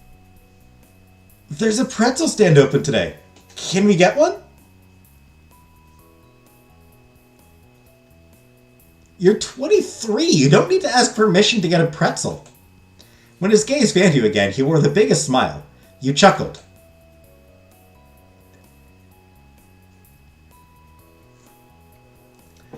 You don't need to ask for my permission. Does your heart want a pretzel? Yep, it does. For a moment, you both quietly laughed at that. You placed a hand over your own heart. Then I think you should follow it. You're gonna get the one that comes with a little frosting cup, aren't you? That's right. After that, you both happily made your way over, being pulled in faster by the delicious aroma of the stall. That is cute. Can I get a pretzel? Grown-ass man turning to his fiancée. Can I get a pretzel? With that, you changed course at the pretzel stand for a snack break. Cove was very pleased by the morsel he picked up, and that was good to see. The sun arched across the sky as you went up and down the road as a pair. By the time you returned to the beach, day was beginning to fade into night. Cove kicked his shoes off, tossing them into the sand. He wanted to get his feet wet in the waves as fast as possible. Yeah, you joined him. In seconds, you had your feet free and your shoes abandoned in the sand. You kept going until you were ankle deep in the water. Cove sighed contentedly. You followed his line of sight to the setting sun, painting the sky with hues of orange and pink. It really feels like summer now. He wore a bent smile when he turned to you. The light illuminated like a halo behind him, and the sight took your breath away. In fact, it's hard to think of anything that feels more perfectly summer than moments exactly like this. Being here at sunset, in Sunset Bird, with you. I'm so glad we were able to come visit. I do like our living situation now over just being neighbors, but still. You hummed in agreement.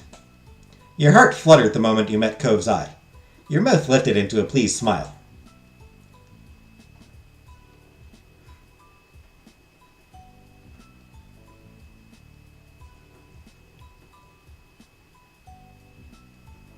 Of course we would have ended up like this again sooner or later. You crossed your arms. Cove looked up from the sand, meeting your gaze with a bent smile. It's inevitable. Cove murmured quietly, losing himself in his thoughts again. Shortly after, you saw his hand shoot down into the sand. He stood straight back up with a lopsided smile and got to work brushing the sand off his prize. You knew without a single word. Cove found a new shell for your collection. As you wandered down the beach, Cove followed at your side in comfortable silence. Your shadows stretched across the sand like they were leading the way.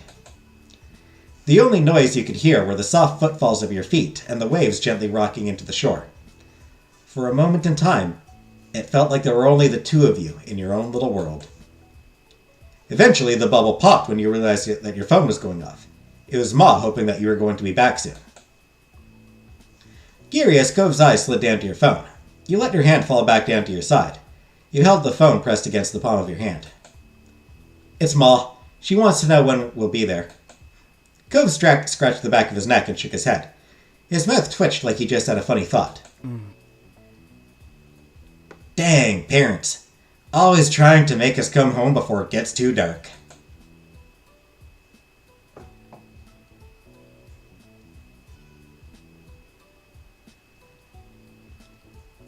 There's no escape from curfew as long as we're in this neighborhood. It's like we warp back into being little kids the moment we set foot at the entrance sign.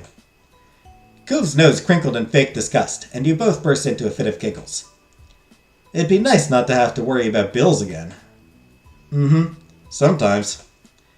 After one last glance, you put your phone away again. Cove gave a small shrug. Ready? Yep. Let's go. Together you left the beach, feeling the call of home pulling you forward. The both of you ran off towards your mom's house, leaving the waves behind, but welcoming the beginning of summer. Cove and you ran up from the beach, sand flying from your steps. Cove made it to the road first, but you managed to catch up to him by the time you reached the house. It wasn't exactly a race, and yet it also wasn't not a competition. Both of you were laughing by the time you bumbled through your old front door together. You inhaled deeply and shouted loud enough to be heard anywhere in the house. "We're here!" Your moms were seated in the living room. Their eyes sparkled as they locked on you and your light dusting of sand. Hello. "Welcome home!" Mom leaned forward, eyebrows raised at your jubilant entrance. Ma sighed wistfully. Aww. "That brings back memories." Cove chuckled shyly as he scratched the back of his head. "I hope we're not too late." "Nope, you're just in time. But you better start packing it up. Liz will be waiting." Ma nodded as she stood up from her seat. She lightly ran her fingers over her clothes to smooth out the wrinkles. It took you a second to remember where you had put your stuff. You needed to get it all in the car so you could get everything back to your hotel. "Can I help?" You shrugged and directed him to your bags. With Cove, your moms, and yourself on the job, it only took one trip to get to the car to get everything. Give me a second, I gotta blow my nose.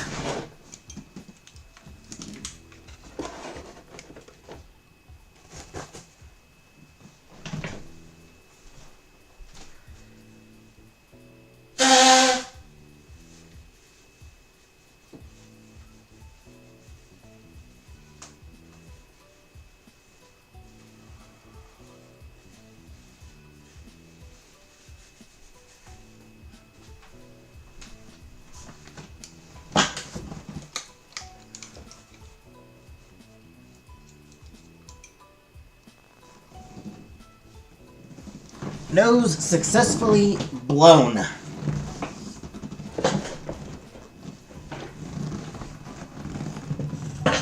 Cove firmly closed the trunk, and you thanked everyone for the assistance. "Of course, kiddo." "Come along, my family. Let's get in the car." She gave Cove a special look to make it clear that meant him. Cove climbed into the back seat with a decidedly touched expression on his face. You got in on the other side. When everyone was situated and buckled, the engine was started, and Ma pulled out into the street.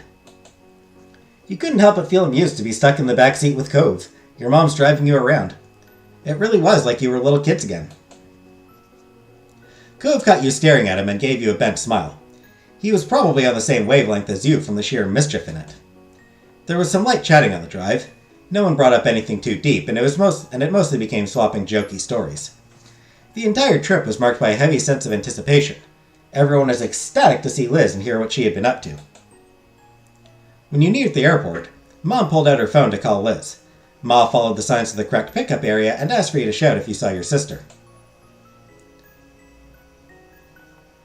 "Yeah, Liz, we're at Wing B. There's a blue sign that says North America." All right. "Tell her that we're right in front of the building with blue windows." She says that she's outside, right by a yellow truck. "I see at least 3 yellow trucks." I think they're doing work at the airport." The back and forth continued, with Ma driving around in the wide, circular airport road, while Mom attempted coordination between her and Liz's location. "Aha!" You leaned forward, peering out the front of the car. A tall, poised silhouette pulled a pale purple roll-along suitcase behind her. It was definitely Liz. She waved to the car. Ma parked along the sidewalk next to her, and Mom put her phone away with a cheer. "Mission accomplished, team!" Ma excitedly reached over to grasp Ma's raised hand, thrilled that both of her kids were back. Good job. "That's right." Liz came closer and yanked open the back door beside her. She popped her head into the car, her smile ornery despite how tired she appeared. It must have been a long trip for her, yet her expression was that same familiar smirk that you had grown up with. Hey. "Hello, children. I'm back." "Hello, children."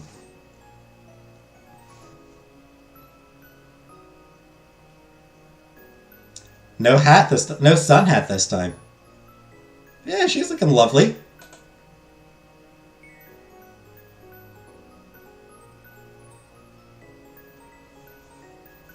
Rude. Oh, hey, old grandparent who doesn't have any kids. Rude.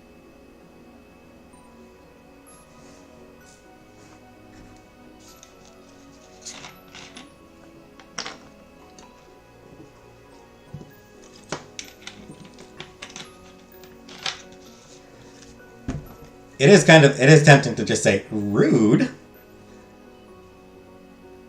I've missed you. I would hope.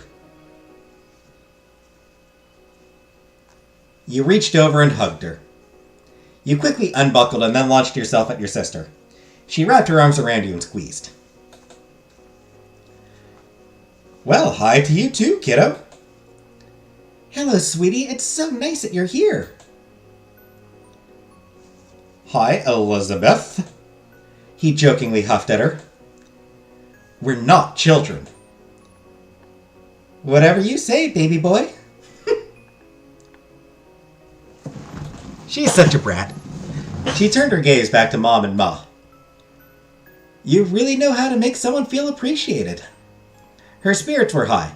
You could tell she was just as happy to be here as everyone was to see her. She left the door open but ducked out to walk around to the back of the car.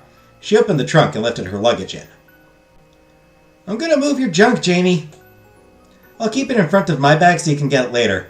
Ma's dropping you off first, right? Yes, but that's not junk. It's important. Liz slammed the trunk closed without responding. Liz swung around to the open door. You noticed that her hair had a few flyaways, no doubt from a long day of traveling. She leaned against the frame of the car, giving you and Cove a significant look. I am not sitting in the middle. Fair. I already had 5 hours of that nightmare on the flight. There's no way I'm getting in between the two of you. I mean, really, who would ever want to be the person pulling Cove, Holden, and Jamie last apart? Cove puffed up indignantly yet again at her classic tease of your relationship. Liz continued along like she didn't notice. So? I don't care how you decide who's scooting. I figure you can fight it out somehow. Cove glanced over to you and shrugged. He unbuckled his seatbelt and moved to the middle.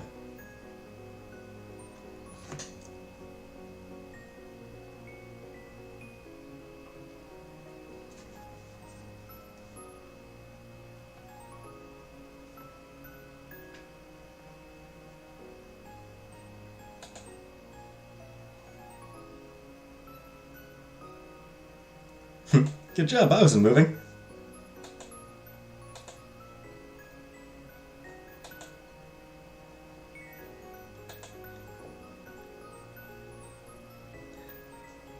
I'm sorry you're always in the middle, Cove. Some people just must get their way. It's okay. Growing up, it was normally me and Lizzie putting you in the middle of things. True. Memories. With the window seat open, Liz squished herself into the car and shut the door. When everyone was settled, Ma began to pull out. Let's go. We're off! Liz crossed her legs, compacting herself slightly. She braced most of her weight on the door behind her instead of sitting up straight. It gave her a little more room. Hopefully we finished the journey. This car is almost as old as we are. No. And it's still just as good as you are.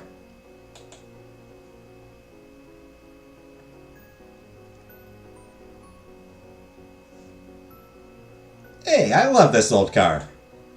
You had spent hours there, sitting in that very seat. It had taken you so many different places. The car had good times, bad times, and so much in between. You really hoped that it kept running. It'd be bizarre if the car was ever sold. Ah, Jamie. How touching. Mom turned up the radio as Ma emerged onto the highway. The station was familiar.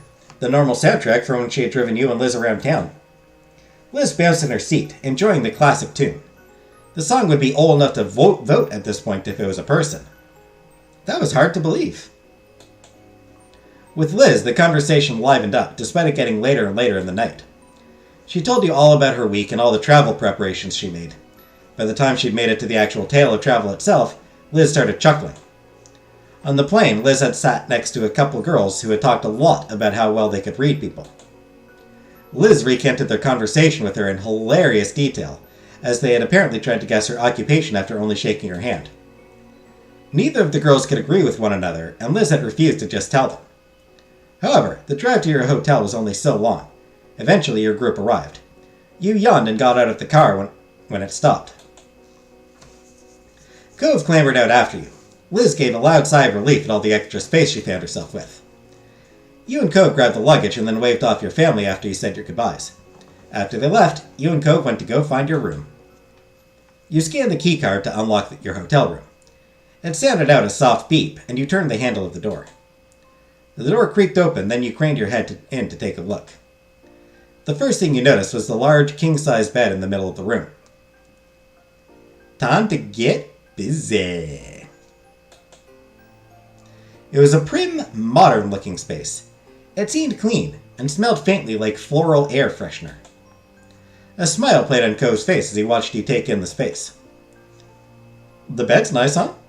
Which one of us is going to use it?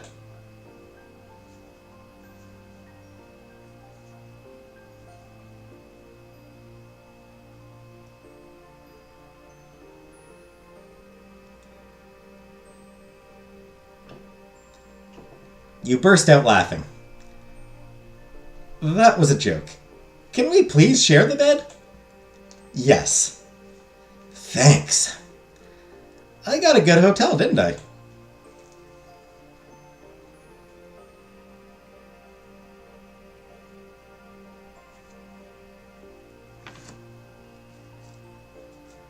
Yeah, you picked out a nice one. Actually, thanks for handling this. No problem. He beamed, glad to have your appreciation. You and Cove continued to chat as he settled in. You unpacked some of your stuff and checked out all the room's amenities. Cove pointed out the mini-fridge and started puzzling over what food could be ordered to the room. However, the fact was, you both were exhausted. It didn't take too many yawns before you both changed into your pajamas and called it a day. You had to hunt along the wall to locate the light switch. When you finally found it, you flicked it off with a sense of triumph. You turned your head over to Cove, who stood behind you in his pajamas. He was cozy and comfortable, but the pieces didn't match. He never minded that. We should get some sleep. Cove smiled, a soft expression that was adorable. All right. Okay, let's go to sleep. Despite saying that it was bedtime, Cove took a step forward towards you. He wrapped his arms around your back, and you leaned into his embrace. Then he lifted you off your feet. What? Still not putting you down, Cove promptly dropped himself backwards. The both of you crashed onto the tight-tucked sheets of the hotel bed. He laughed the entire time. Cove bounced on the landing and absorbed most of the impact. You laid on his chest, feeling a little jostled.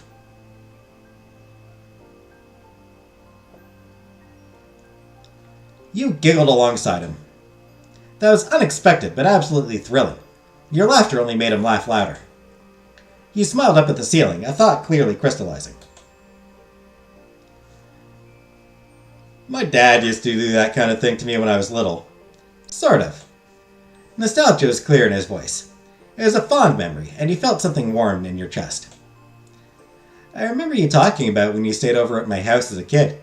He'd lift you up really high and bring you back down. Yeah, I have a cool dad. You made a small noise of understanding that turned into a yawn. When Cove yawned in return, you pulled at the sheets until you were actually under the blankets.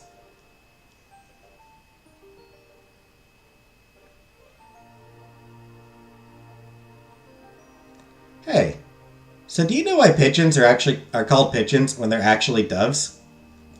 Oh my god, that's just cruel! That is a cruel, give him something to think about when he's trying to go to bed?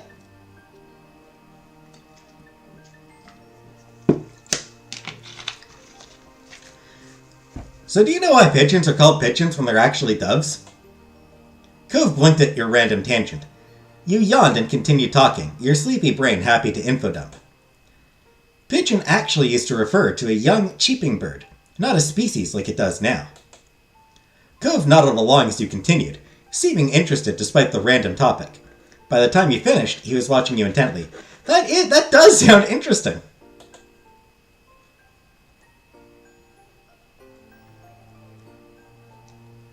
Me?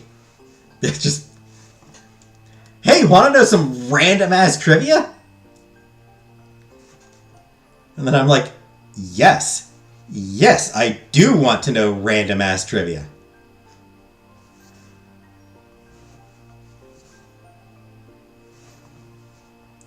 Then you kissed his lips. You shifted yourself close so that you could lean in. You kissed Cove and felt his lips perk into a smile before kissing you back, obviously enjoying his goodnight kiss. Cove wrapped his arms around you and snuggled next to you. He let out a contented breath.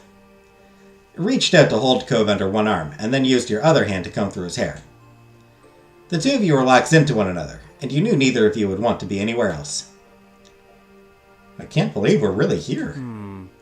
You and Liz and everyone else are going to be here in Sunset Bird again. Staring at all the scenery going by while we were driving here, and it honestly felt like we'd never left. He ran a hand down his face. I mean, in some ways it feels like it's been ages and everything's different. Some of that is definitely because I'm staying at a hotel instead of being in my room at Dad's. But, yeah.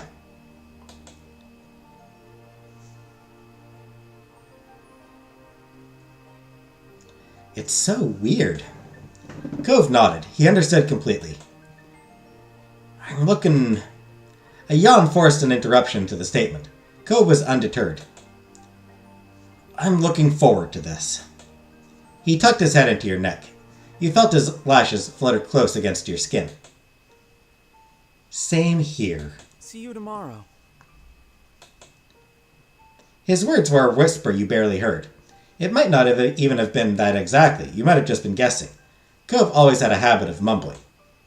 It was okay either way, whether you heard it or only thought you heard. The sentiment was true regardless. Cove would see you tomorrow when he opened his eyes, and the sunlight returned to your hometown of Sunset Bird. You comfortably drifted off to sleep and eagerly awaited seeing Cove tomorrow as well.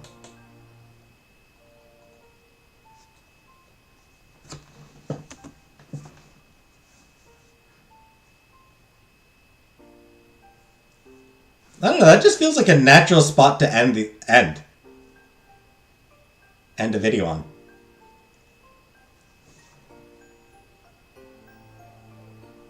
No, that just feels like a natural spot to end this stream.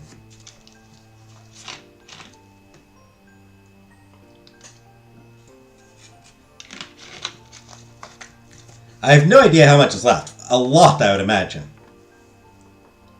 Probably at least a good couple hours more to go.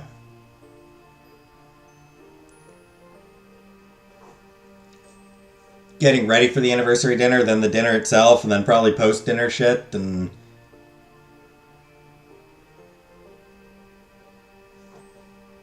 Honestly, at this point, there might be like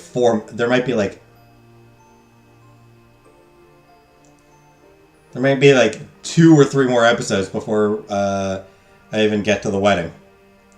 So...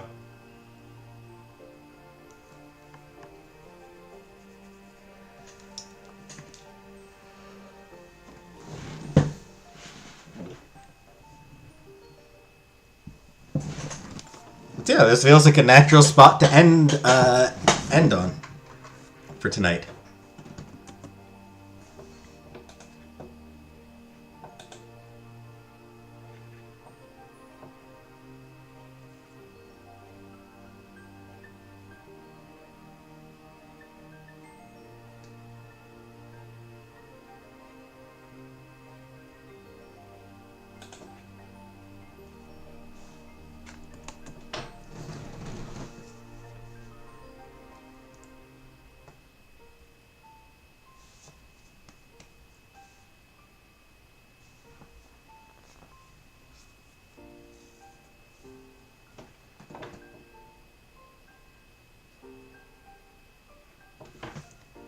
So yeah, I got a little bit more, and then yeah, we still got a little bit more to do. There it is. There's the gas coming up. Got some gas.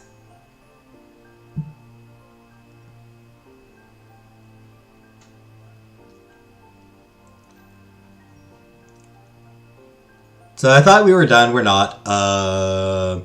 So sorry for misleading you. I thought we were done, but like I said, I think we've still got at least one more episode of this, and then the wedding. Could very well be like 2 more episodes of before we even get to the wedding.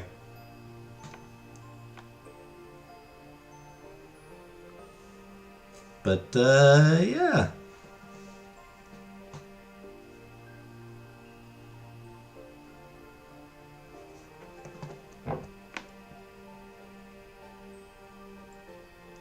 Ending it not quite at 2 hours. A little bit short of 2 hours.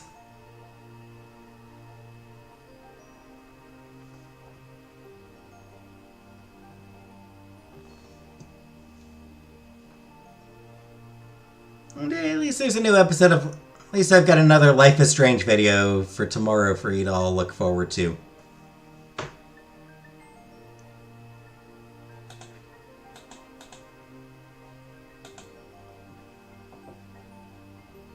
Which one is tomorrow's?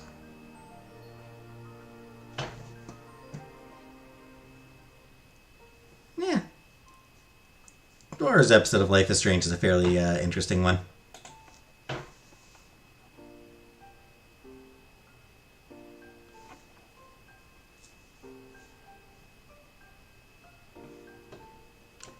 So thank you all for coming.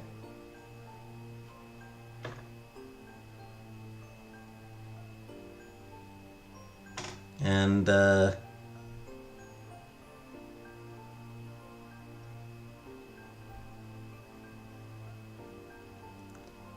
I suppose I'll see you all, the next time I take a shower.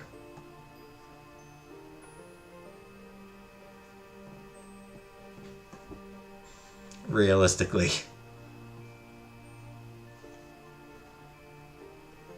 Okay, I only took 2 tries to get through for this video today. Woo. Yeah, hopefully next time Wi-Fi doesn't cut out again. So yeah, thanks for coming. And good night everybody for now.